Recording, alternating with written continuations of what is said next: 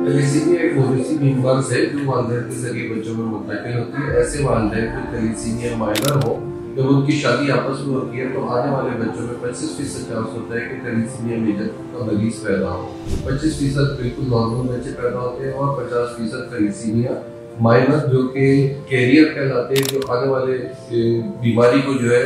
मुंतकिल किया जा सकता है, ऐसे होते हैं। इस बीमारी से बचने का सबसे आसान तरीका ये है कि हम लोगों को इस चीज़ के बारे में बताएं कि आप शादी से कबल अपना थैलेसीमिया का टेस्ट कराएं। अगर आपको थैलेसीमिया की जीन के बारे में मालूम हो जाता है तो अपना पार्टनर आप नॉर्मल पसंद करें, ताकि जो है ये बीमारी आगे मुंतकिल ना हो सके।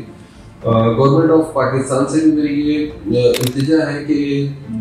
जब निकाह हो तो उसके अंदर आप जो है थैलेसीमिया के टेस्ट के बारे में मालूमात करें। अगर थैलेसीमिया माइनर है तो उनको इसके बारे में बताएं कि भाई आपस में शादी ना करें या फिर नॉर्मल से करें, या अगर आपको करना शादी लाजमी है तो आने वाले बच्चों के बारे में आप उनके बारे में बताया जा सके उन्हें कि आपने बच्चे जो है अगर थैलेसीमिया मेजर से बचाना है तो उसके लिए जो माँ के पेट में बच्चा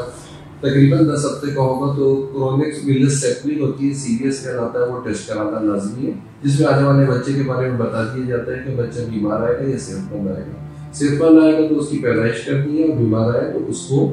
16 हफ्ते से पहले अबॉर्ट कराना है।